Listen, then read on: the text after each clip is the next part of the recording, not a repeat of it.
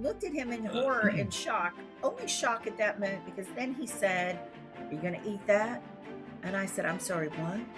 And he reached over and he got the glob of mayonnaise covered lettuce and he stuck it in his mouth and it was hanging out like it's coleslaw. It's hanging out of his mouth. And I go, "You are the most repulsive person I have ever met in my life." And he said, "You love it, don't you?" Love stories fill us with joy and inspire hope for the future.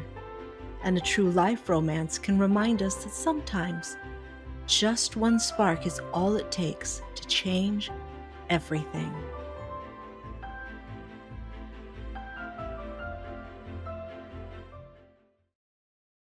She's a self-proclaimed Army brat who grew up all over the South. He's a Knoxville boy who was miraculously healed of a bone disorder. Have you ever wondered if opposites really do attract? We'll find out today. Welcome to Unexpected Love Stories. I'm your host, Dawn Prushkovsky, and today I am so thrilled to have precious friends with me, Jeff and Kathy Oakes, to share their love story. You're going to enjoy this a lot.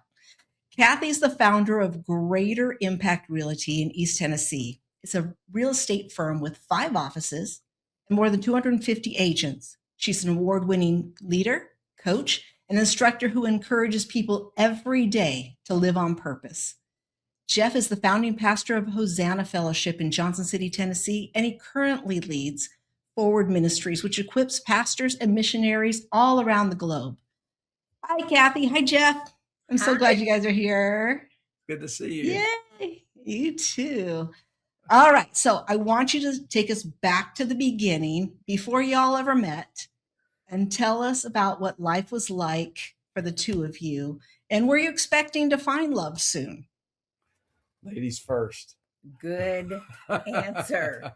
So our story began in 1984. No, but before that, tell her about yourself before that. Did you let me start? Okay.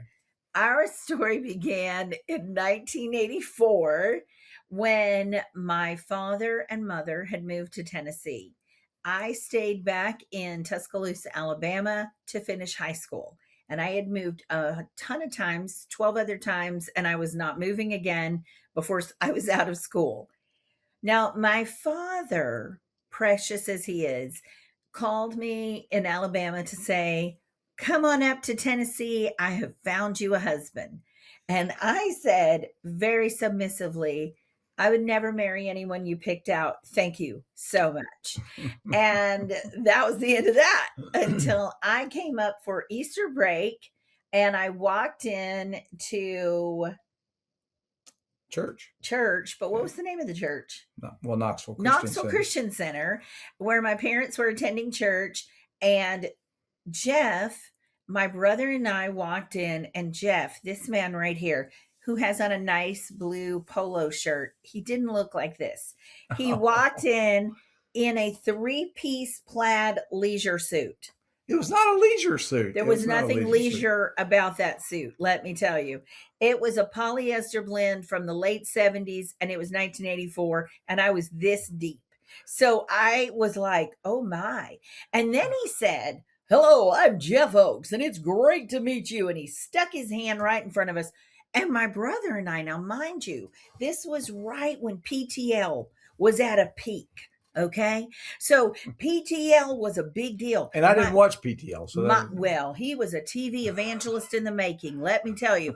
So my brother looks at me, I look at my brother, and we're like, this guy must be in like TV evangelism school, because nobody talks like this. Nobody dresses like this. Nobody acts like this. So when he walks up and he goes, "Hello, I'm Jeff Oakes, and I want to invite you to our youth group this week. We meet Sunday nights, we meet Wednesdays." Well, my brother and I are like looking at each other, and I very graciously said, "Well, it will be a pretty long trip." Smugly said, "We live in Alabama." To which he replied, "That's nothing. They come from the north, the south, the east, and the west." And David and I just walked because we were so stunned by this character. So we had church. we after church we go to my parents or we're sitting around the Easter table, and my dad says, well, what did you think? And I said, what did I think about what? And he said, the guy I told you about. And I said, oh, Dad, I'm sorry, I never met him today. He said, I saw you talking to him.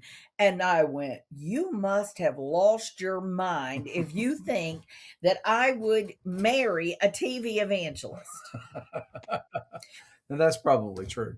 This Saturday is our 39th wedding anniversary. So clearly, Wow. my dad was onto something. He got it. That's right. This Saturday. That's right. This March Saturday. 21st. Yeah. So Yeah, you met him while you were still in high school. Yeah. Yeah. Yeah. But I went back And after that. She Mhm. went back to And Alabama. Jeff, There Yeah. visiting. were you in high school or you were in college? I was a year out. I was at the University of Tennessee, and before that, I had, as you mentioned in the introduction, I had a real encounter with Jesus, and so had gotten involved in different kind of children's ministries, youth ministries, and stuff. Even as a teenager, was really not. I had a I had a direction that I was headed, but wasn't sure what it was going to look like. I didn't plan on being a pastor. I wasn't thinking about seminary or anything like that. As a matter of fact, I kind of ran from the idea of seminary, but I thought I might become a meteorologist. That was something I really wanted to do. But they got rid of the program at UT, and I was too cheap to go somewhere where they actually had one. My mom worked at the University of Tennessee, so in the hospital, so I got a real deep discount. So I decided to go to UT and ended up in Earth, Air, Space Science education. So I was training to be a secondary educator, and specifically being a coach, probably, but teaching science and doing it. And so I was also a part of this church, was working with the youth group, and it was one of my responsibilities to meet and greet all of the prospective young people that came to the church on that Sunday morning. And I did meet Kathy. And actually, what was interesting, I didn't remember her name, but I remembered her face. And she was a cutie, that's for sure. And so when she did come back to Tennessee after she graduated high school, her mother apparently made her come Made to me the come. youth group meeting, and Yes. I went up to greet her again. And when I came up and I said, "Hey, how are you doing? It's good to have you here." Then I went, "Wait a second, you don't want to be met." But I didn't remember him because when I did not remember his face. And in fact, he had on a polo shirt and a great tan in June when I met him. And he looked like a different person than he did in his, TV evangelism and training mode. So when I met him, I was thinking, hi, this guy's cute. And I said, hi. And he said, hi, it's good. And he went, oh, she does not want to be met. And I said, well, that was so rude. And he said, Because I remembered her from on Easter Sunday, how she was real smug in her response. So we had a rule of thumb at this youth ministry that we would actually mock people, which I'm not saying we should do, This but was not- we mock people. this was horrible. So This was- it wasn't like we were like, oh, we're so glad to have you. No, we would mock them and this was not a seeker friendly group.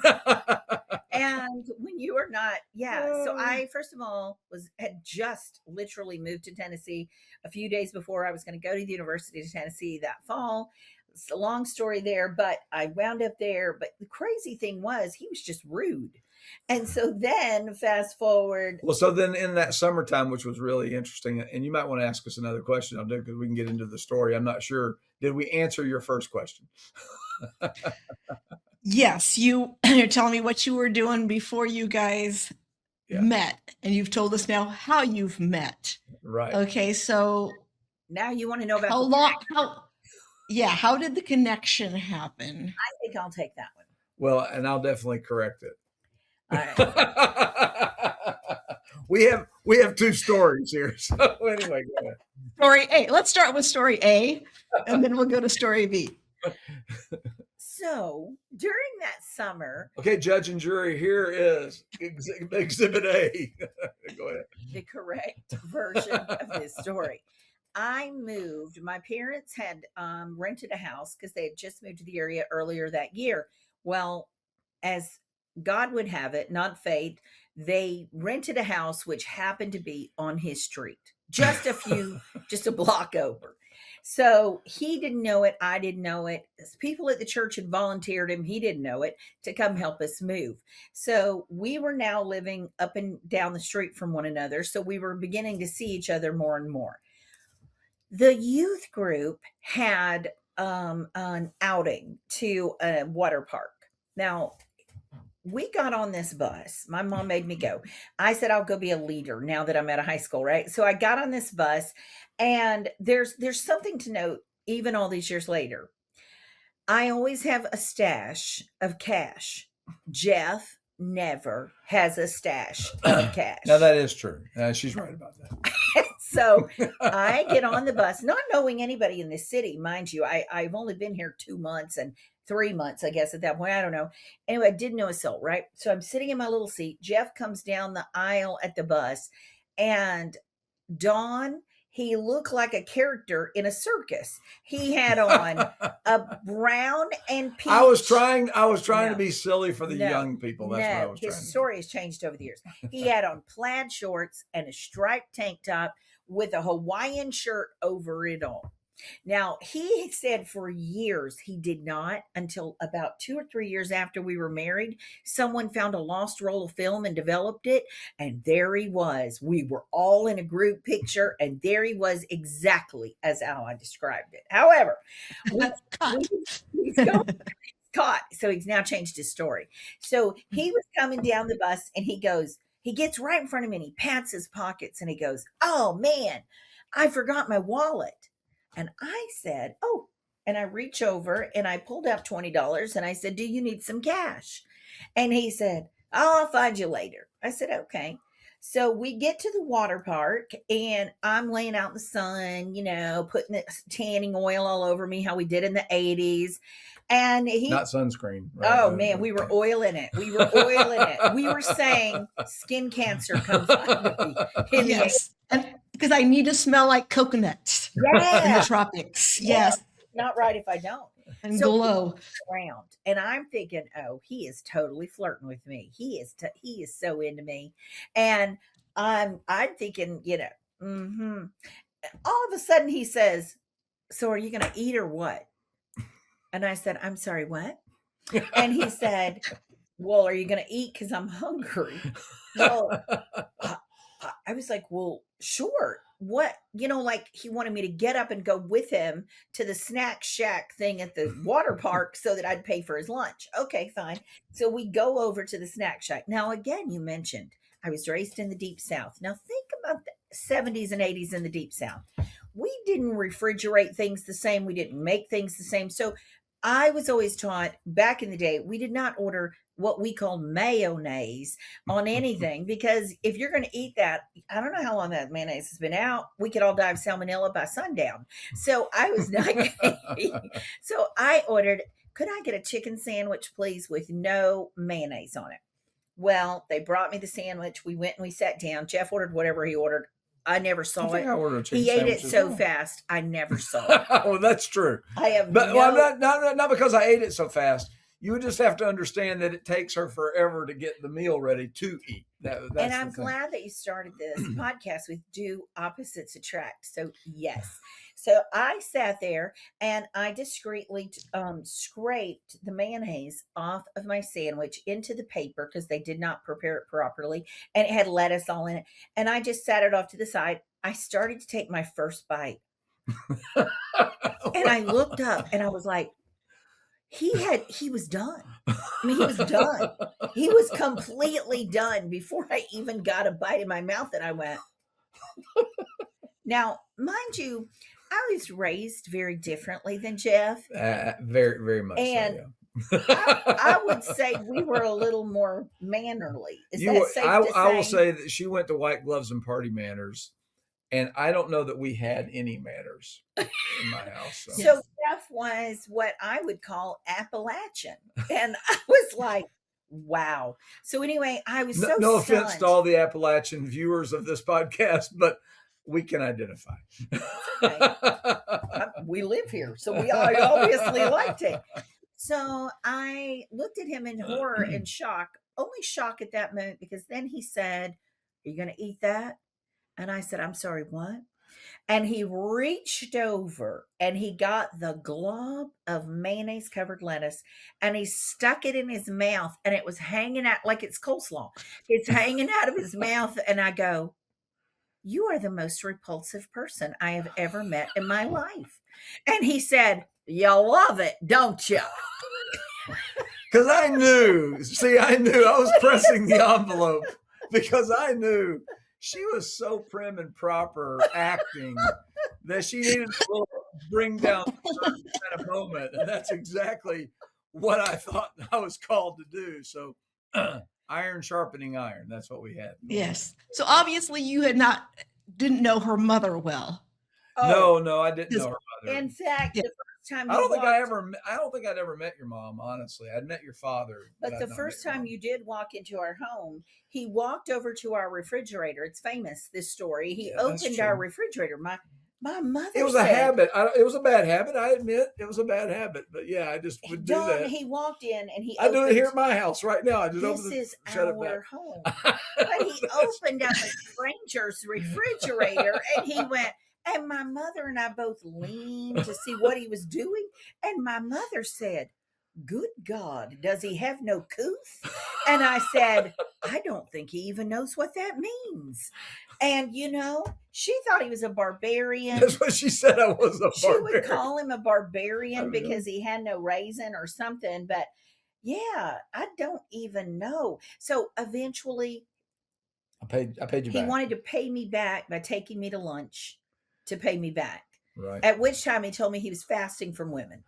Yeah. So then we'll fast forward to when we're walking through our neighborhood, Okay. and because we started walking, and so then Kathy was very bold, and she said to me at that moment, "What?" I said, "When are we ever going to go on a date?" And then I retorted back, "When I ask you." And then I said, "What are you doing Friday night?" And I said, "I'm busy." Oh, What did take you that. say? Huh? And then I said, "What are you doing Saturday night?" And I said, "I'm busy." And we stood there like two stubborn mules on a road. And I looked at him and said, "Well, I suppose that I can change my plans." I had no plans. I didn't know anybody in this city. I didn't have any plans. So we adjusted to Friday. I say we, that would be me.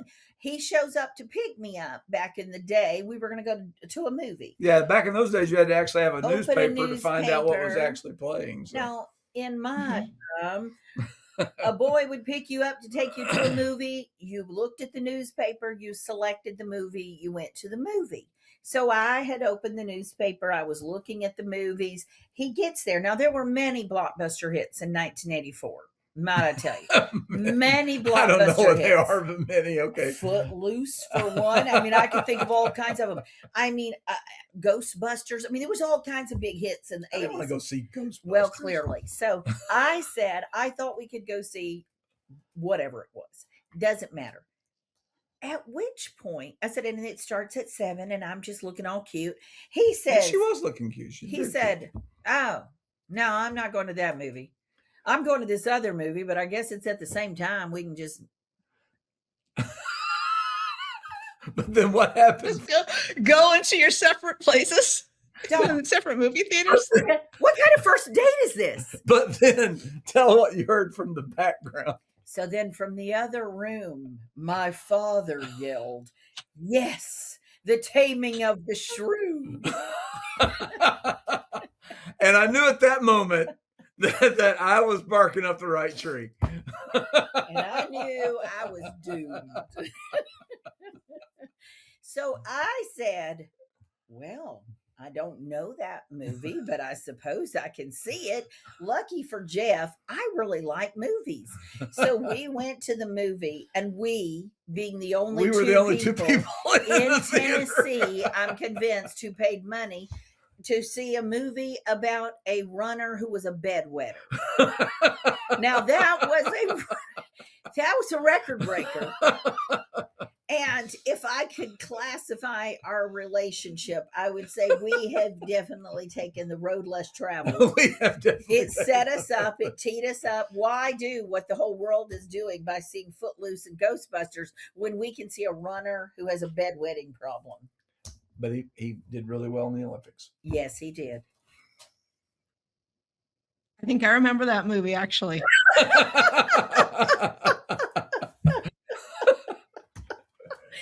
So one day, Dawn, after that, a couple of months later, we were on another walk and Jeff leaned in to kiss me and went, You're like, no. no, no, no, I'll no, tell you the time to do it. no, no, no. I love kissing. So I leaned right on in. But when he kissed me, I literally lost my balance. I took a step backwards and thought, oh my gosh, I think I'm gonna like fall back. I felt weak in the knees. And I know that's the most ridiculous thing ever, but I was like, this guy is the guy. Now, 3 months before, during all of this, the Lord had already said, Jeff Oakes is your husband, woke me up, told me. I said, I don't think so. Keep looking. And I had the same experience. It was a weird, Around the same time. Yeah, it was really very closely. And maybe the same time. I don't know. But it was really, I had that same thing and I laughed. Yeah, because I was praying. I said, Lord, who am I supposed to marry? And he said, you're going to marry Kathy Oakes or Kathy Glasgow. And I laughed out loud and I said, oh gosh, I don't think so, because we were so different. She was beautiful and she was magnanimous. Her outgoing personality was very attractive. Needless to say, I loved being around her. She was always, and it still is. I say she's the kindest person that I know, and I don't.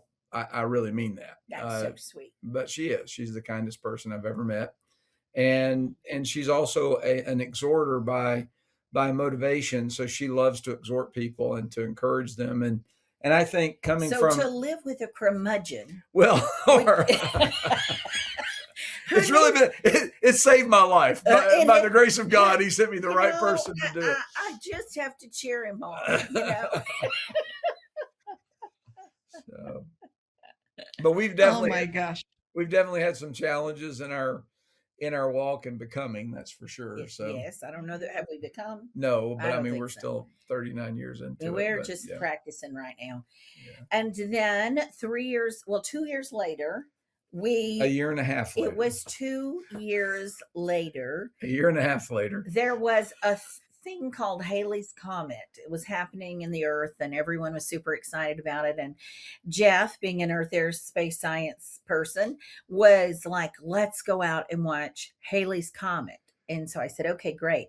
So when he came to pick me up, my mother ran through and yelled something like, take a picture or something. And I was thinking, I don't think we can get a good picture of Halley's Comet. In the meanwhile, I'd started working for her mother, which was really an interesting thing. So I was working for her mother, and so she said I'd made a bunch of mistakes that day, which because I'd already had a conversation with Kathy's father, who is a military veteran. He had served 3 tours in Vietnam, and the day that I went, wanted to talk to him, he was cleaning his guns, On purpose. pointed at me. Even though he picked him. So anyway, so that was kind of how that all went down. And so then I asked, for her to maybe let's go out afterwards. And so I had a place that I had been praying about us and about whether we should be married. And so I asked her to go, and I'd always had this one song that I wanted to sing, or not sing, but I wanted to play Since for the you person. were like 14. Yeah, since I really got saved, wanted to play for my bride to be, and I had it on the tape. I had it ready to go. Were you about 21 at the time? Is that about right? I was in '86, so yeah, I was 21. And so I had it in the tape player. I pushed it in the tape player, and Dawn, you won't believe it. Well, wait. We pulled up to this church parking lot that looked out over the lake. It was beautiful. The moonlight was perfect. There was a street light not far away. I just need to get you to get the mood. It was absolutely. She'd been working all day. I would wait until she got off work. Just a beautiful evening looking out at the water. And have you seen the comet now? No, No, Oh, okay. we didn't see the comment we never 'cause did. yeah, no. But that wasn't the purpose of the evening anyway. So anyway, Mhm. so, I pushed I said, there's a song that I wanted to play for you if, I'm gonna play it for you right now, if that's okay," and pushed it in and And went. this is tape player days, of course. Yeah, it was a cassette tape player. And you know how sometimes, and you never knew when it was gonna happen, the tape player just decided to eat the tape. And literally the tape starts coming out of the tape player. I mean, could it have been any? I'm sorry, could it have been any crazier? I don't know, but anyway, I was like, "You got to be kidding me!" But I was really committed to this point, so I ended up having to sing the song to her, which I guess in the end Was more was perfect. probably the Lord's his sense of humor about the whole It's thing true. anyway. It's So true. anyway, I sang to her and I wept through the singing, and then He I wept. Oh, it's precious. yeah, and then I asked her if she would marry me, and I didn't have a ring, but I asked her if she would marry me, and of course she just laughed. She laughed. But I laugh. I'm a funny person. So I was like, he said, "Was that a yes?" No, he's crying over here. Now, our children say to this day, I mean, Jeff is definitely the crier between us. I am definitely going to laugh at inappropriate times, and you are definitely going to cry at inappropriate times. Or at the right time. I don't know. Is there one? Yeah, Sometimes. well, at the right time. But anyway, so she said yes, yes, and then she wanted to go tell everybody. And I was like, "Well, can we just Can we savor just the sit moment here for in a this second? moment? Can we just? You Can know, we just?" he's trying to have a romantic experience. And I'm like, let's go tell all our friends. And he was like, can we just sit here and absorb this magnitude? And I was like, sure. And then I was like, "All right, let's go." Okay, I have to ask, what was the song? Do you Oh, remember? yeah, Yeah, yeah, well, I yeah. mean, the title of the song, "Like Me," It's I think no, is the title of is the it song. like me? It's It's by like me. Sweet Comfort Sweet Band. Comfort Band. So It's Oh, mhm. Marry Me. If you type in Sweet Comfort Band song "Marry Me," as it marry me, or okay. But I we think well, it's no, like but it me. comes up. It may be like me. I think the title of the song is like me. Yeah. But yeah. Okay. So, and actually, we And and I sing it every now and again to her, especially on our and again, our anniversary. kids love it. You know, Yeah. he'll sing it. I could jump in. He sang it to me at our 25th wedding anniversary party, and everybody was like, "What is happening right now?" And we're like, "Oh, it's just another Tuesday, Jeff. We're gonna sing to each other. Yeah, That's what we we do. always like musicals, so we were We fine. break out into we how do two extroverts live with each other? We had a famous author come to see us once, and she said, Kathy, she was at our home group one night and she was in town for something. She got to come and it was wonderful. But she said, Kathy, you're a star. And I said, thank you so much. She said, but Jeff, you're a galaxy. And Jeff said, really?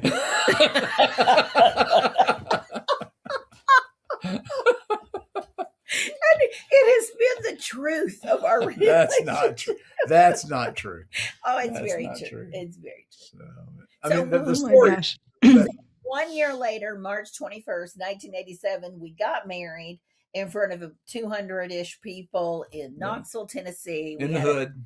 in a beautiful church. In the hood. And yeah, downtown Knoxville. It wasn't a great area at the time, but it was a very pretty building. But we had a very beautiful Southern wedding, thanks to my mother, meaning, Yeah, yeah. just lovely, lots of flowers and just all the things. The quintessential what a woman would have wanted But at a all the wedding. bridesmaids got robbed at the wedding. But during the What? wedding, What? the church was broken into while we were all up in the middle of our nuptials, and they came in the room where the bridesmaids were, and they took all the bridesmaids money out of their bags. Yeah. It was terrible. We felt terrible.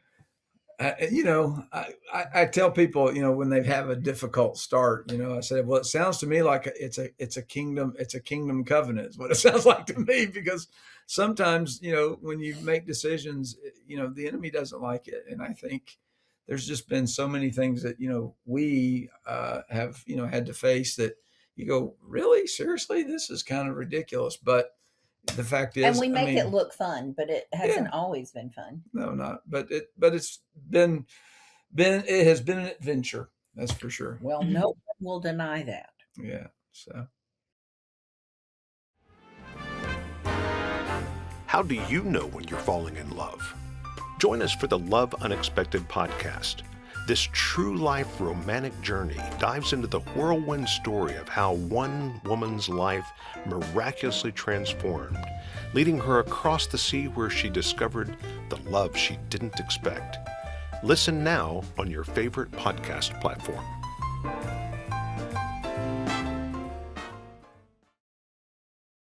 Oh my gosh. So you had a beautiful wedding Yes. despite Yes. the break-in and the theft. Absolutely. Yeah, absolutely. And so any other special memories from your wedding, or should we skip right to the honeymoon? Really, our honeymoon was pretty, I mean, nothing, we didn't roll in sand bugs, we didn't anything. It actually stormed, and Well, and it was March, and Yeah, it's and like we this, were you like never we know. were thinking we were going to go to the beach. We went to Hilton Head. we only had spring break. Jeff wasn't done with college yet. Right. So we got married so, and had our honeymoon over spring so break. we actually came home early. It was from cold. our honeymoon. I mean, because we went to Hilton Head. And you know what? We wanted to open all our presents. Yeah. I can't even make this up. So we snuck in my mom's house in the middle of the night, late at night one night, came home from our honeymoon, snuck in my mom's house, and we were in my bedroom. Mom had put all the presents in there, and we were opening all the presents. And my parents like ran out to shoot us, and we were like, "Don't shoot. We just wanted to see all our stuff." So, Well, at the wedding, I tell you, her parents really did bless us with a wonderful reception. Of course, my parents did the rehearsal dinner, but in those days, receptions were more like, cake, and punch, mints. and mints, and nuts. Mhm. And so they actually put on A beautiful reception. opulent, And our pastor he was a born again Jewish guy, and he said, "Guys, this is the best Gentile wedding I've ever been to," and so because food to eat and stuff like that. So, and we were like, "Wow, high praise, yeah, high praise exactly. right there." But yeah, Mhm. it was great. I And think, it was at a really beautiful hotel, and the I think at the reception time, in retrospect, I think I wish that I could have told myself to enjoy the day a little bit better, like not to Uh-huh. be in a hurry, and probably have changed my plans, because once I make a plan, it's, my tendency is to stick with the plan as opposed to being, free flowing. And And you're more of a watercolorist. I can be. So I was going to say, and people, we have told people this over the years, like, what would you do differently? And there's not a thing. I loved my wedding. I thought it was even getting robbed. It's part of the story. There's nothing that I'm sad or wish I'd done differently. But I woke up the morning of my wedding, and I enjoyed every moment. I just enjoyed every person. I looked at every face. I took it. I drank in every second of that day. And when I literally drove through a chicken sandwich place that I loved, back to the chicken sandwiches, some chicken place, because I'm from the South, honey. If you can fry that chicken, eat it. So I drove through someplace with my veil on my head and said, "I'm getting married today." And they said, "Free chicken sandwich for you." And I said, "Bravo." And I just enjoyed it all. I was very present, and I enjoyed that. Our wedding party actually did us a number. Let's not tell that. That's too long. Okay. All right. We won't. But it started the day off pretty difficult. For you. Yeah. And for her, you too. Well, they again, stole our tires, but that's a and whole nother swapped story. them and took them all over town, and we had to get people to go get our tires. That was just nonsense. With friends like that, who needs enemies, right? Exactly. Oh my gosh, I love it. So then you guys started off your life together. Yeah. How did things begin to change quickly now that you are living under the same roof? Life is changing. Jeff and you graduated. I know you guys moved from Knoxville to Morristown. I would say, how did things change and grow? And yeah, I would say in 1987, I was a professional changer, right? That was 13 schools with college at that point. So many homes, lots of moving. When I met Jeff Oakes, he literally lived in the house he came home from the hospital in. In all of my life, I had never met a soul who had that experience. So it was like he was from another planet. When I met his grandmother, she said, "Who your people?" Well, that is not a complete sentence. There is no syntax connecting those words. Who your people? And I was like your people call my people. I mean, I was not tracking at all. So we came from the most different worlds that you could come from. So for me, it was just an adventure. We got an apartment. We only stayed a few months because then Jeff took another job or took a job. You were in your last semester, but we went ahead and moved to Morristown, Tennessee, where we wound up living in someone's basement while we looked for a house. So we had a little moment in an apartment, which was a lot of fun. 2 months. And then we moved in somebody's basement who had three little girls who loved to come down and visit us. Well, good thing we're social, but that was a little awkward. And then we bought our first home, and that was a good decision. Yeah. That was a absolutely. good decision. We have looked back and said, we were so not bright, but Well, that not was a right. good decision. And we didn't make a lot of money working in the church world, as I'm sure you know, Dawn. So anyway, we didn't have a big salary or anything like that. But I went that's on okay. I went on as the youth pastor first, and then later, once I had finished school, because I had we didn't do semesters, but once I finished in December, I started teaching in the Christian day school. And I'm pretty sure our entire home was as big as this room. And No. I think we paid $42,000 for it with We an did. FHA But it was loan of 1,050 square feet 11.9%. on the top, 1,050. It was actually, I don't think it was that big, but sure. Okay. It was. All right. But as far as the interest Sorry. rates, people argue about interest rates today, but we were- had a great rate at Yeah. 9%. No, we were 11.9. No, we were at 9, but the other people were having to pay 11%. So we got. And about a year after that, was it about a year? Yeah, about a year after that, I was surprised with getting pregnant with our first child. And then about 6 months after she was born, I was surprised with getting pregnant with our second child. And about a year and a half after that, I was surprised again. Now, at some point, you'd think I would wane in surprising, but no. And then the third, and then the fourth. So we had 4 children in 4 years, technically just under 5 years. Yeah, under 5 years. Bethany was still 4 when Jeffrey was born. She turned it a few weeks later. So that was a wee stressful. Now, we don't advise that to people. No, but that was, basically those first 5 years of marriage was a lot of shifting and a lot of change. Yes, we changed houses a couple of times. We couldn't, I wasn't used to. I mean, and yet at the same time, our finances, Kathy was working. Now she's not working. I mean, she's staying at home working. So she was working at home, and it was not easy by any stretch of the imagination. So I had never babysat. I had never thought, I'm going to grow up and have babies. In fact, in high school, they used to do these predictions for people. And the prediction for me was that I would be the first woman talk show host. Because back then there had not been a Sally Jesse Raphael, no Oprah, right? So they said, Kathy, you will be the first woman talk show host and the last one to get married. And I came to my 10-year reunion living in Tennessee with 4 babies and a husband. And they said, do you listen to country music? I mean, it was a thing. And do you wear shoes? Do you wear shoes? Somebody did ask that.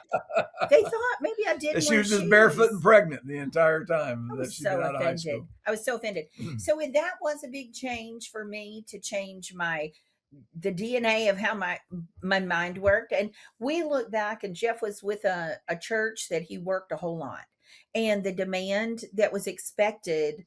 Maybe not demand, it's not the right word. The expectation. The expectation of what you work all day, but then you go to all meetings and you wear a suit, and you do all the things, and it was just a different era of life, and it was a different world, and so it was too much. And we look back, and I go, that is definitely, you asked about the seasons of our marriage. I would say I was in bed rest with Jeffrey for 11 and a half weeks. It was just a terrible season, and one thing after another health wise. But we look back, and because of Jeff's level of responsibility, but also the expectations he was under, he felt like he had to be there versus here. And I felt that abandonment. And that resulted in a whole lot of having to, we had to do a lot of repair work after that, Mhm. instead of, um, yeah. So that was probably the hardest season at first. Yeah, I mean, the one was hard. Then the results of that was pretty hard after that. Plus, we moved again, and we moved to a city that we knew nobody in, and and started a church. So we were 9 years on staff there at the church in Morristown, and then we went and planted Hosanna. And I think it was during that season, which was in many ways the grace of God, because Uh-huh. not a whole lot of people were coming. And at the same time, we were having just to trust the Lord. But it was a time for me to be really present for my kids. Mhm. And so Kathy worked, and she was doing odd jobs. Kathy's always been very resourceful about things, and has always been really good at sales. It was really after we moved, it was probably 7 years later that she actually started in real estate. But she was always really good in salesmanship, and she could always turn a dollar. So she was doing Mhm. selling perfume of all things. So and did a tremendous job. But at the same time, it was a real opportunity for us to work on our relationship in those years, and And for you to really get to have more time with your children, which yeah. it's funny because kids don't remember being little and those difficult, they just think, oh, he's always, he's always been there. I'm in all the pictures. He's in all the Yeah. pictures. And that's what we say, women don't like their image. They don't want their picture taken, the moms or whatever. And I said, hold on a second. I just realized, I think it was around that same time, wasn't it, that I said, had the epiphany that I had created everybody's memories and I was nowhere in them because I was just orchestrating them for everyone else. I was the background. And even as we joke with our children and they're like, "Oh, dad, did you remember that time in the pool that blah blah blah?" And I'm like, the pool that you got out and put on the fresh towel and then came up and ate that meal that I just made for you, or the one that you through that house. And so all the things that I did, they don't remember, but they see the pictures and they're like, dad, dad, dad. And so at first, when I was in a more broken season, that really bothered me. And then I realized that was a wonderful gift I gave my children. And I could rob them of that for the sake of my own wound, but what good is that? On the other hand, to this day, thankfully, they're very close to both of us, and it wasn't like they were Well, and traumatized. they've all followed her into her business. Well, So. Now they want to be with mom all the time. Exactly. So. I am the fun. I am fun. But anyway. Oh, that's so great. Okay, well, looking back at your journey together, what's just one piece of advice or wisdom that you could share with people who want to find a kind of love like you have, or are struggling with, wait a second, I feel like that's him, that's her, but we're nothing alike? Yeah. I think that is a big challenge, especially having pastored a lot of young adults who are looking for. I think one thing. Lists. Yeah, This generation, man, and their I think we've got to be lists. careful about our expectations. Number one, I mean, if Kathy's expectation was somebody that was, refined, GQ-ish kind of person, we would have never been able, because I wouldn't have met those expectations. And I Mhm. think if anybody had And a vice list, versa. Yeah. if anybody had a list, I had the list. And so there were things that, I mean, she joked a long time. Well, I'm not a piano playing, Bun bun wearing, wearing woman, tent revival, thinking that I was going to be and I am a definitely, revivalist. definitely, a minister of the gospel, but I'm not, she had this mindset as to what that would be. But the reality is that, really checking that before the Lord and just saying, God, I'm looking for your will in my life. I think that's the key. And you know what? The reality is marriage is really meant to refine us. Marriage is meant to make us holy. Marriage is meant to be mission on, made manifest. And so I think for us, it's been, the best thing in the world, because it's changed me. It's made me a better man, and a better father, a better spiritual leader. And I think, when I think about, who's out there looking for a mate, and we've had girls and guys, that we're talking to, and they'll definitely have a list, and you're like, it may not be a spoken list, it may not be a written out list, but they have something there, and they're looking for. And what really, we weren't looking for each other. What we were looking for was, okay, God, what do you want for us? And in that, all of a sudden, it's like, we saw each other. And when it happened, I wanted everybody to meet Kathy, because I thought, okay, this girl's amazing, and I think I'm in love, and I think the same was true for her too. So, but Kathy, what would you say? I would say that was great. I would say that I do see that as well. Jeff's right. We've sat many a young person, will sit on our couch and tell us all the things that they're looking for in someone else.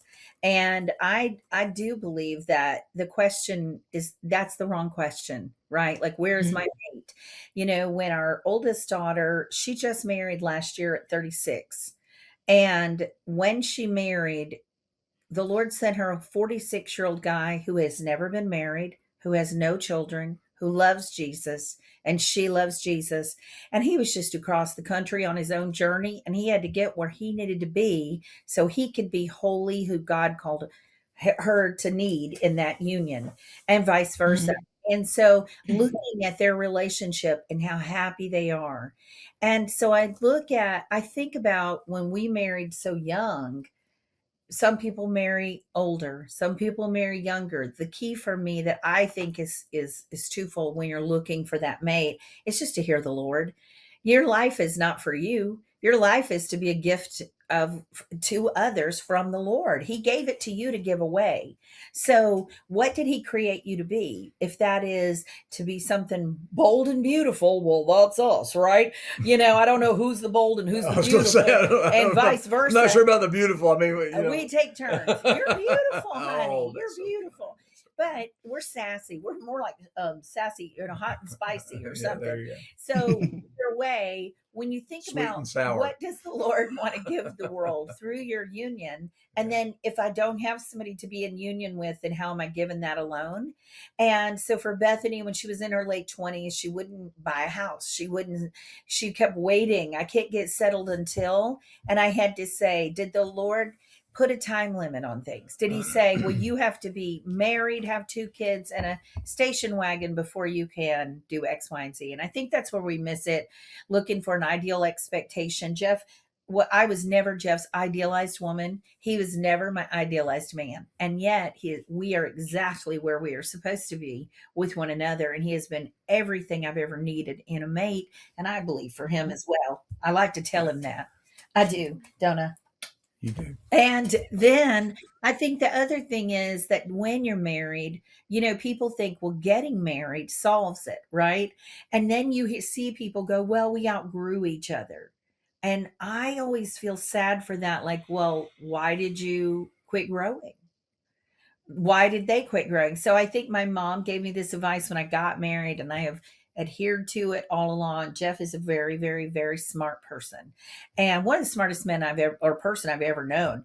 And so I think it's very helpful to always say, I say to myself, am I challenging him physically? Am I challenging him emotionally? Am I challenging him mentally? And am I challenging him spiritually? And there might be a season where he's having a high in one of those areas, and I'm not. But that's just a season. It's not forever. And then the next season, I might be I've read these 42 books in the last 30 minutes, and I want to tell you everything. And he's like, I can't ingest any more information. And that's okay. He'll be there in a minute. And so I think we just keep challenging one another, because the more we challenge one another, like Jeff said, iron sharpens iron. We grow, we become better, and we become more purposeful.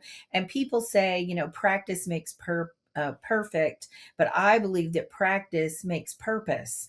And every day we practice being married, we practice loving one another, we practice preferring or being kind to one another. What we're doing is we're fulfilling our purpose here on this earth, because this is the demonstration in the word what Jesus looks like for his church, right? Mhm. Even, Mhm. and those are pretty opposites. Jesus is Yeah, pretty perfect and his bride is pretty not. So that's what I would say is how to do that. absolutely. Well, do you have anything else you want to share before we say toodaloo? Have another. I got all my words out. Ooh, I got a lot of words. Well, we adopted a girl as an adult, so we have 5 kids, Yes. and then we also have 14 grandkids. So, Oh my gosh. which is Let me really, show you pictures. we're really thankful to the Lord You for know that. what? Let's talk about that. Can we talk about that for just a minute? Sure. Thank you. We have 5 children now, 5 in-law children, and 14 grandchildren. And I think you talk about seasons, right? We have the pre-season before we find one another, the early season where we nearly kill one another, and then so on and so forth. Well, suddenly you're in your 60s and you look around and go, well, this is an odd season. But to me, this is like the thrilling season, because suddenly we have 14 grandchildren. And a couple of years ago, we heard, I went to a conference, I read a book, a John Maxwell book that really stirred something up in me about legacy. That legacy was not something we were to leave. Legacy was something I should lead. Legacy is something Mhm. Jeff should lead, because that is the challenge, right? It's that our youngers, they think we're supposed to just receive. And I'm like, no, no, we got something to impart here. So this has been a really fun season as we decided to create our own legacy camp for our grandchildren that were double digits. And it's everything from identity to who do you need to be in this family? Who do you choose to be in this family? And our stories and these kind of things, like questions you've asked today. And it was a very cool thing to bond with our older grandkids in a unique way, because so often we just bond when they're so little and they're so cute, and then they get older and pricklier and all that. And that to me has been a real joy. And so we've actually been writing a book called Leading a Legacy, and we creating a curriculum for grandparents to do this everywhere. And I think it's really our next season mission is to impart to couples, now what? Because Mhm. we don't believe in retirement. We're more in like rewirement, like what is next? Yeah. Rewire me, Lord, because there's still purpose. Mhm. The job is not done. Nope, No, nope, nope. it's good. That's perfect. I love it. I can't wait till that comes out. Make sure you let me know. We will. We will. And that goes along. We have, I have a free guide to have couples document in all sorts of creative and fun ways, document their love stories, because I think it's important not only for themselves to recall all those beautiful things, but to hand it down, Uh-huh. because their children need to know and your grandchildren need to know. So it's free. I'll send it to you. Thank you. We have photo albums upstairs. Remember the creative memories phase of life? Mhm. We have all these albums. Well, I took time years ago and I wrote out this whole how we met on Easter That she Sunday. wrote out her story. And I get to the very end and I say, and it's pages in there, and I say, and this is the story per Kathy Oakes. And if you want the other side, you can ask Jeff, but he will never write it in a photo album. So I figure for all posterity, my story is being the one that's going to be told. That's right.